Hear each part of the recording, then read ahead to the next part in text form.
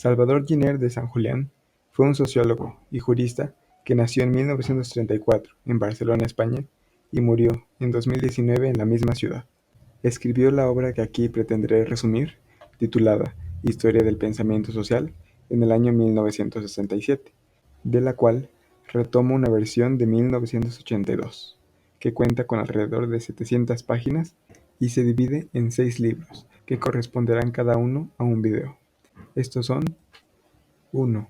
El pensamiento social y la era clásica. 2. El pensamiento social cristiano y medieval. 3. El pensamiento social durante el Renacimiento, la Reforma y la Ilustración. 4. El liberalismo. 5. El socialismo. Y 6. La ciencia y el pensamiento sociales en el mundo contemporáneo.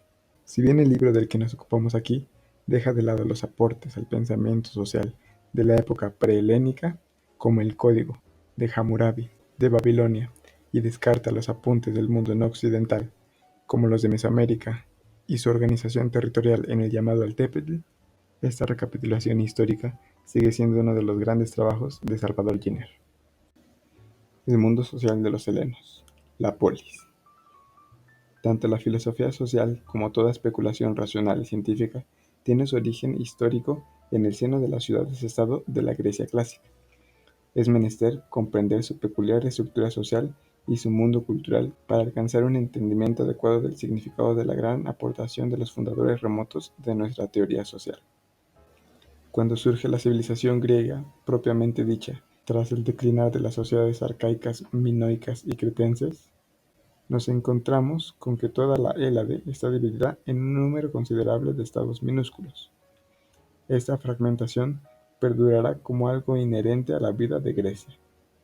Muchos siglos más tarde, Grecia experimentará una unión territorial paulatina, pero solo a causa de potencias externas, macedonias o romanas, y esa unión marcará también el lento fin de su existencia.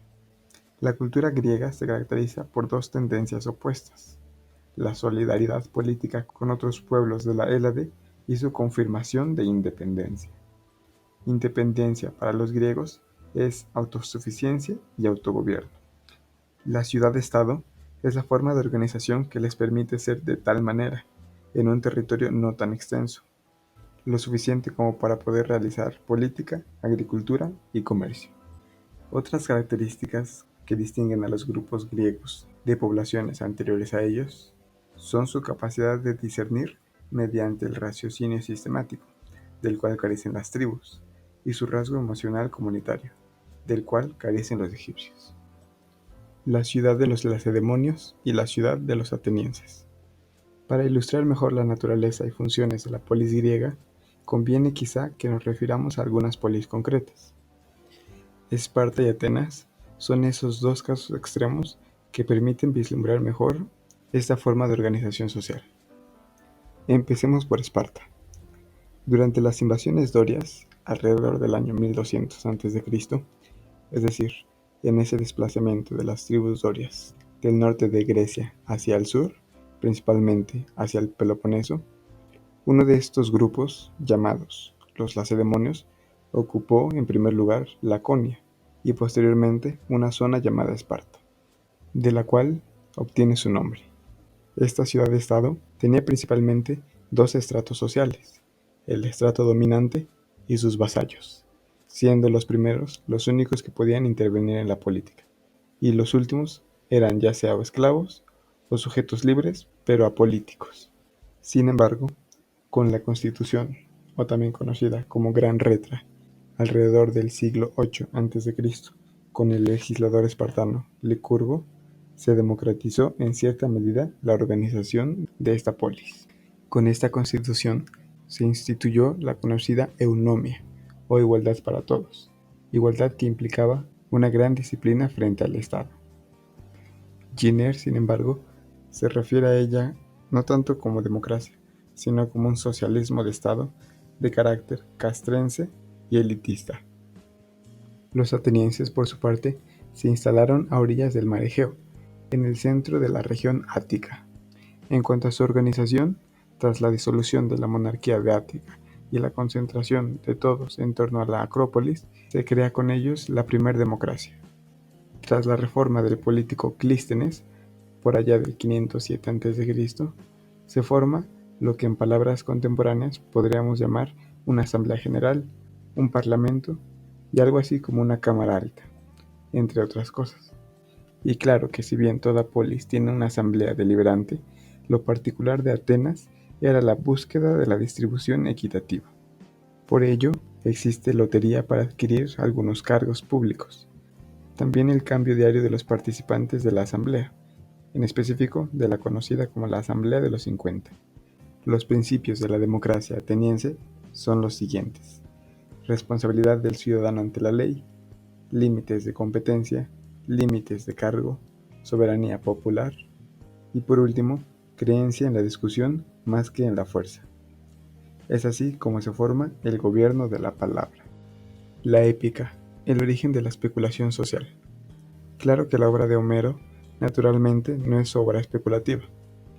Su obra describe las pasiones y los sufrimientos de los hombres con toda su complejidad psicológica, y siendo que no es posible hacer filosofía sin conocer al hombre, la obra homérica establece la base para la filosofía griega, y esta, a su vez, posibilita un enfoque especulativo en el terreno de lo social.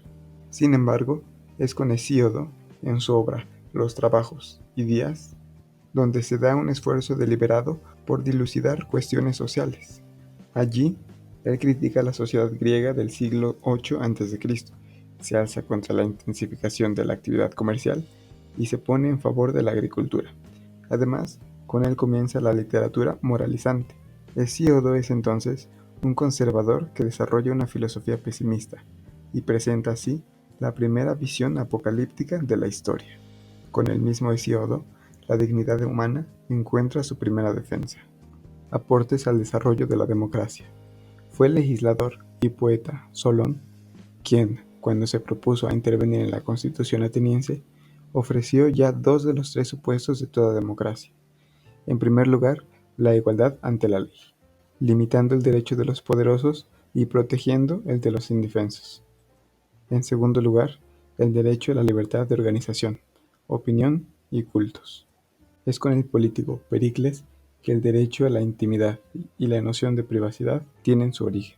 Para Pericles, la idea de libertad individual se conjuga armoniosamente con la lealtad a la patria, ley natural y ley humana.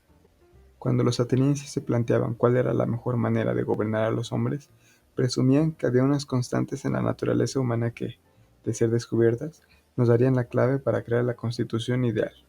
Es el poeta trágico, Sófocles, quien en su obra, el Antígona, critica la arbitrariedad de los tiranos y dice que el orden establecido ya no se justifica por su convención, es decir, por la ley humana, sino por su justicia, es decir, por la ley natural. Desde la perspectiva del nomos, toda ley es fundamentalmente convención, un pacto. De aquí surgirá más tarde la idea de que la sociedad toda tiene su origen en un pacto original. En cambio, desde la perspectiva de Fisis, la ley natural debe ser aceptada tal cual es, porque es inviolable, y quien la transgreda sufrirá terribles consecuencias, las que se derivan de haber desafiado el orden cósmico y de los dioses. Las ideas sociales de los presocráticos. Según Karl Popper, la crisis de las estructuras aristocráticas tradicionales determinó la convicción de Heráclito de que no hay nada estable. Del continuo cambio que observa Heráclito, del choque de contrarios, es que la guerra simboliza el padre de todas las cosas. La perfecta armonía resulta de la discordia. Es con Demócrito, por su parte, que se abandona la dificultad social y se comienza la búsqueda de la felicidad en el interior. El origen de la historia en Grecia. En el siglo V a.C., también llamado el siglo de Pericles, nace la historia, como ciencia social que va más allá de la recolección de datos. Historia es entonces desentrañar las relaciones de causa y efecto. El primer historiador fue Heródoto, quien en su obra Historias trata de explicar, más que simplemente relatar, las guerras medas o guerras médicas. Para él, toda la información, aunque ésta sea falsa directamente, guarda algo de verdad. Por cierto, Heródoto ya distingue entre democracia, oligarquía y monarquía. Tucídides, por su parte, es el creador de la historia política. A él no le interesa tanto el pasado de los helenos, más allá de entender, a través de quién detenta el poder, cómo lo mantiene y cómo lo distribuye. Con él también comienza la idea de que la historia es repetitiva, por lo que las leyes que la rigen son de su interés. Sócrates. Tanto Diógenes como Hegel dicen que a Sócrates deberíamos llamarle el inventor de la moralidad. Según Giner, tres son las aportaciones más grandes de Sócrates. En primer lugar, el intelectualismo moral. En segundo, la invención de la definición. Y en tercero, la incorporación de la epistemología a la filosofía social. El intelectualismo moral socrático se basa en la idea de identificar la virtud con el conocimiento. Esto es igual a decir que basta el conocimiento de lo justo para obrar correctamente, para lo cual el individuo se debe aplicar al estudio de la verdad. De aquí se desprende que el orden social debe ser racional para que en su seno medre la virtud. En cuanto al segundo punto, según Aristóteles, la definición es un aporte de Sócrates.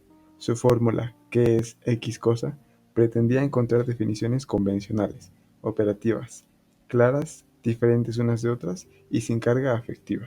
El último punto se debe a que para Sócrates la verdad no puede salir sino del incesante diálogo. Dice Sócrates en algún diálogo platónico: los cielos me obligan a servir de partera, pero me han negado el dar a luz. Por eso no soy sabio en algún modo.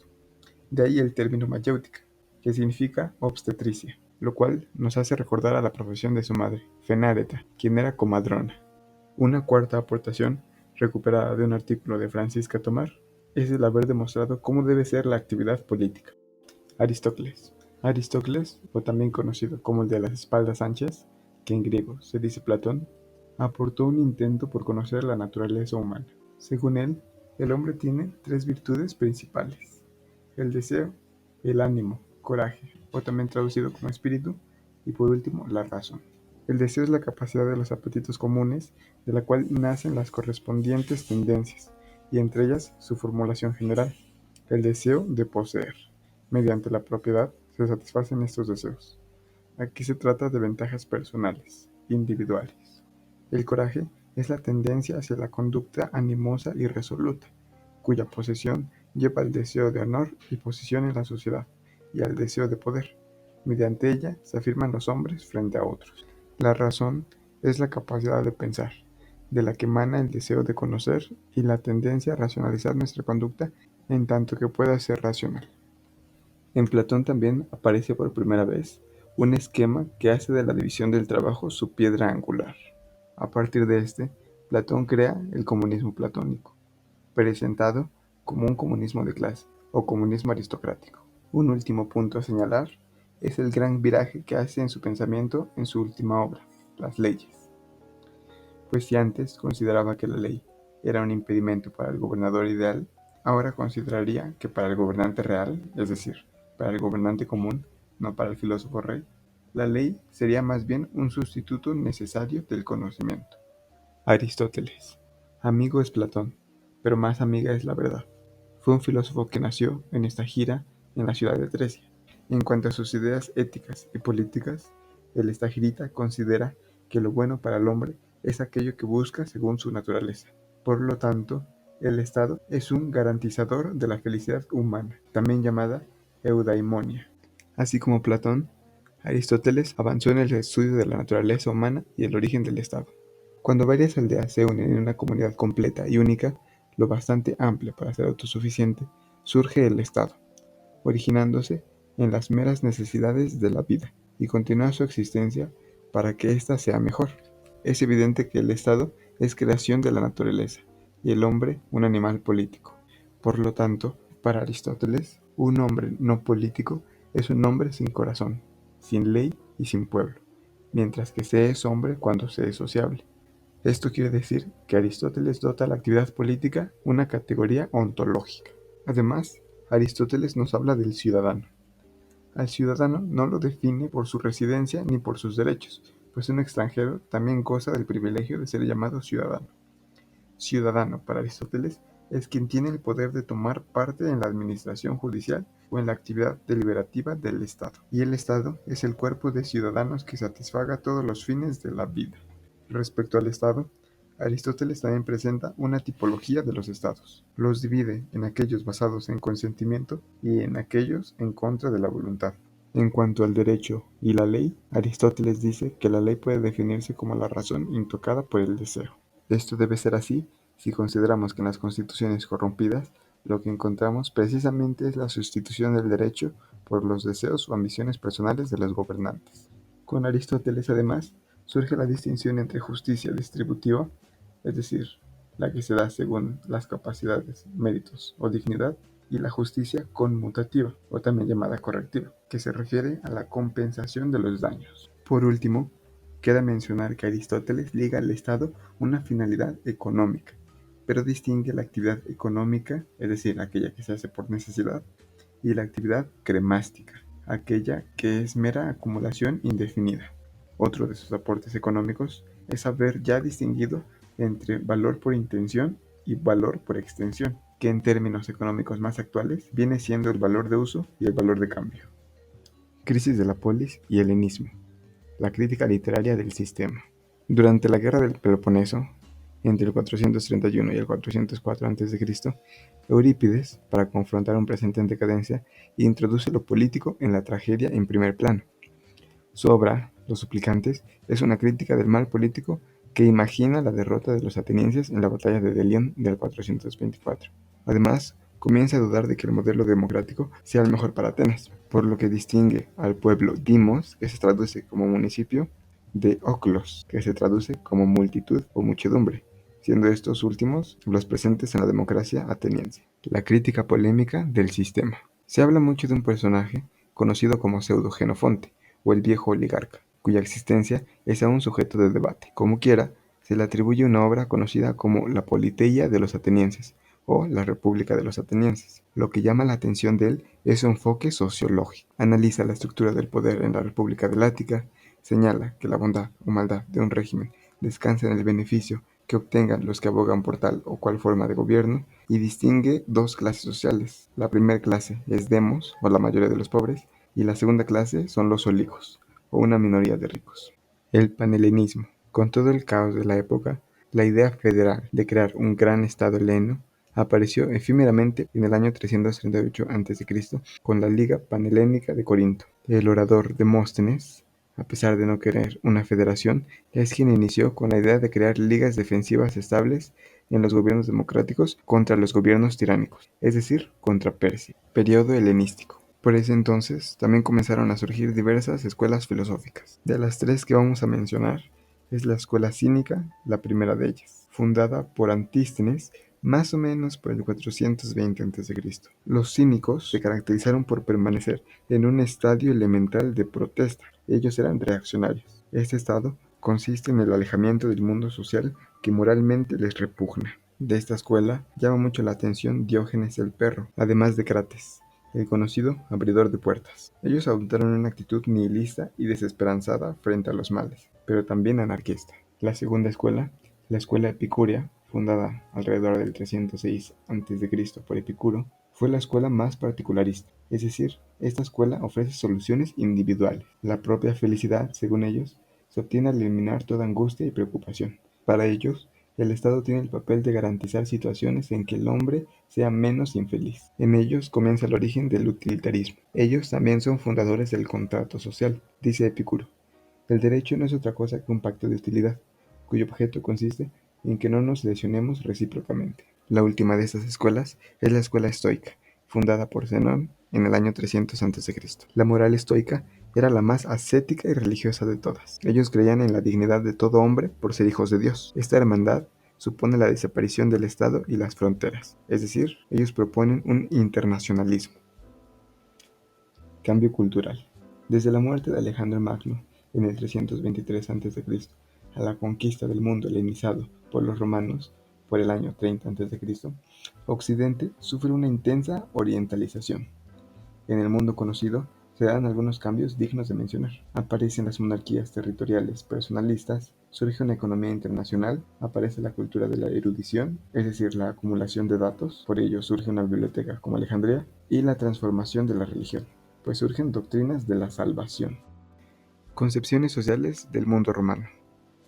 Para el romano, pensamiento y acción no son cosas diferentes. La antigua Roma era una aldea del pueblo latino. Fue construida a partir de la intersección de tres tribus iniciales, los latinos, los etruscos y los sabinos. Originalmente, Roma fue una federación campesina, cuyo símbolo fue el Ager Romanos, es decir, el agro o el campo.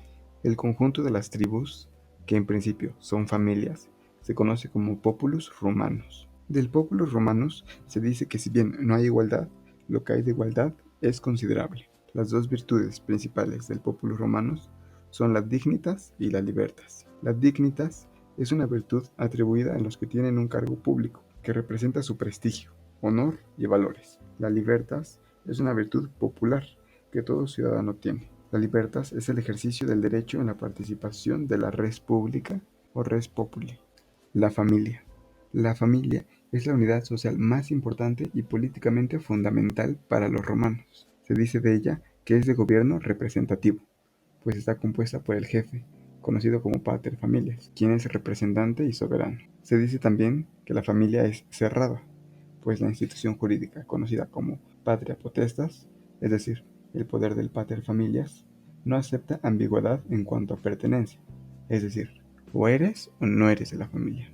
Se dice también que la familia es rígida, debido a que cumple funciones imprescindibles para su mantenimiento como unidad básica política, como la observación de la tradición y la transmisión del mos maiorum, es decir, la costumbre de los ancestros, que hoy se podría traducir como moral, cosa que por cierto es fundamental para la sociedad romana.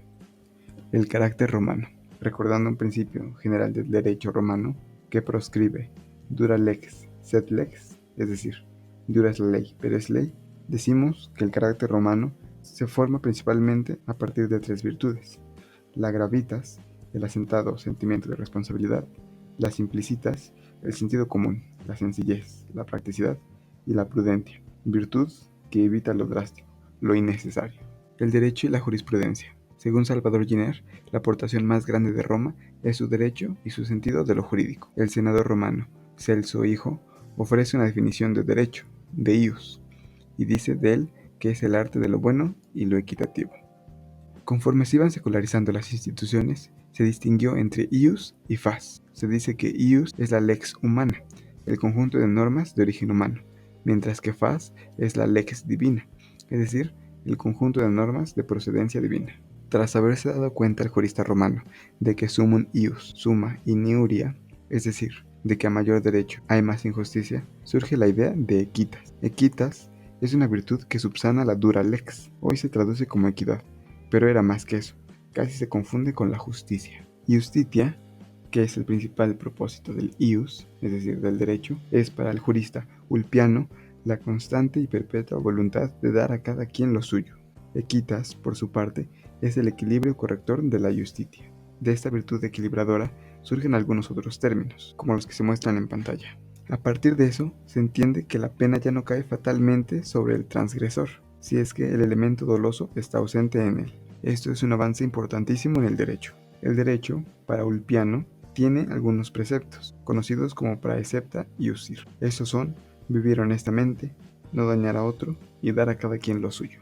Ahora, del mismo concepto ius se deriva jurisprudentia, que hoy se traduce como jurisprudencia, que en palabras de Ulpiano es el conocimiento de las cosas divinas y humanas y la ciencia de lo justo y lo injusto. Quienes se dedican a esta ciencia son conocidos como jurisconsultos, hoy juristas. Estos dividen el derecho en derecho privado y derecho público. Estos se dividen a su vez en ius naturale, ius gentium y por último ius civile. La clasificación es mucho más grande, pero estos términos son los principales. En cuanto a la organización política de Roma, se trata de una situación muy compleja. Según el historiador Polibio, la organización política de Roma es una organización mixta que combina diferentes tipos de instituciones. En pantalla se muestra de manera resumida y poco precisa las instituciones que Roma utilizó. La Res Publica Romana. Tras la caída de la monarquía, como se mostró en el mapa anterior, la organización de Roma pasa a ser una república. La estructura de esa república es clasista. Cuenta con dos grupos sociales: los gentes o patricios y los plebeyos, siendo los primeros parte de la aristocracia y los segundos los civitas, dotados de libertas, que eligen a los tribunos. Por cierto, cabe recalcar aquí que los esclavos no son una clase social para los romanos. En esta organización, el conflicto entre ambas clases se da en la conocida como lucha de órdenes, con el objetivo de ser cónsules, que es el alto cargo ejecutivo. Ideas económicas y esclavitud. Hablar de economía romana es hablar de esclavitud, un fenómeno que ocurrió desde siempre en esta civilización y que representa el ejemplo más notorio del uso de esclavos de forma masiva y sistemática con un trato bestial, quienes de hecho son para el resto de los civitas la base del sistema económico. El trato con ellos era tan atroz que no habían revoluciones, simplemente revueltas desesperadas. La última gran revuelta fue comandada por el gladiador Espartaco. Filosofía social en el mundo romano. Estoicismo. El estoicismo entró en Roma por el año 150 a.C.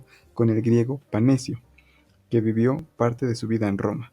Esto ocurrió en el llamado Círculo de Escipión. Desde entonces, todo pensador romano es más o menos estoico, y la filosofía legal estoica llegó a ser la filosofía legal romana.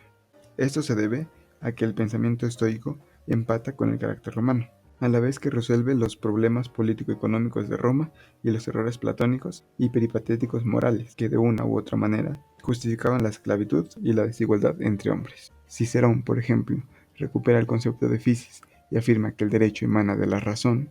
Marco Aurelio, por su parte, proclama que la contradicción derecho positivo y natural se debe resolver adecuando el primero al segundo. Sin embargo, el énfasis estoico en el valor intrínseco del hombre lo direcciona a una especie de moral individual o apatía política. Substine et abstine, soporta y renuncia, será la insignia estoica. Lo que se gana entonces en dignidad humana se pierde en capacidad de intervención política. Los albores del pensamiento sociológico. Tito Lucrecio Caro fue un filósofo excepcional. A diferencia del resto, él no fue estoico, sino epicureísta. Lo increíble de su gran obra, De Rerum Natura, es que deja atrás todo elemento mítico para investigar el origen del hombre y sus organizaciones. Junto al método inductivo de Aristóteles y el método especulativo de Lucrecio, se habla entonces de los fundadores remotos de la ciencia social. En esta obra, De Rerum Natura, Lucrecio relata todo concepto moral, toda coerción y el uso de herramientas eran ajenos a los hombres primitivos. Es mediante el uso del fuego, de origen natural y no divino, y otros inventos que se hizo posible la verdadera sociedad. Reunidos los hombres, se adoptaron formas políticas. Surgen reyes, ciudades-estado, la propiedad privada, y con ello las pasiones de la nueva vida, ambición de poder y la lucha por detenerlo. Luego de la lucha de intereses, viene una época de desorden dominada por la muchedumbre. Así los hombres, hartos de caos, se someten libremente a las leyes. Se concluye de esto que en Lucrecio ocurre una idea proto-darwinista de la lucha por la vida y el poder, pero también se planta la semilla de una teoría del progreso, pues para Lucrecio la civilización es principalmente acumulativa. Orígenes de la filosofía de la historia. Polibio es el último teórico social griego y el primer historiador romano. Él desarrolla la teoría de la anaciclosis, que sostiene que la historia es cíclica, pues las instituciones degeneran entre sí. Entre estas degeneraciones habla de la oclocracia, o también llamada oclocracia. Vale la pena señalar que este es el primer intento histórico de hablar de disgregación social absoluta, cosa que Polibio desdeñaba, pues para él una sociedad igualitaria no puede sostenerse. La última fase del estoicismo. Lucio Anneo Séneca es el filósofo estoico indicado para comprender el último periodo de esta escuela. Él desarrolló un sistema de pesimismo social. Para él, la sociedad civilizada es una sociedad de inocencia perdida.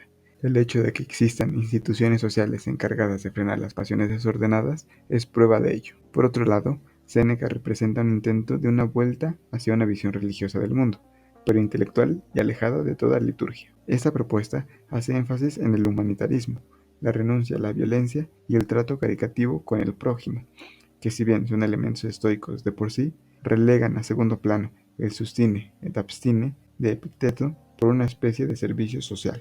Por último, y a pesar de su pesimismo, Séneca tenía fe en el progreso, tanto que las nuevas civilizaciones, según él, mirarían con asombro lo ignorantes que son las civilizaciones antiguas. Es Marco Aurelio, sin embargo, quien termina esa evolución hacia lo religioso. Para él, la entrega al prójimo es la parte central de la moral y lo único que puede crear una comunidad feliz. Decimos entonces que la filosofía de la sociedad de esta época concluye con el desarrollo de la idea del amor al prójimo y con el planteamiento de la posibilidad de que los humanos vivan en comunidades regidas por tal sentimiento, sin sufrir el predominio injusto de los poderosos.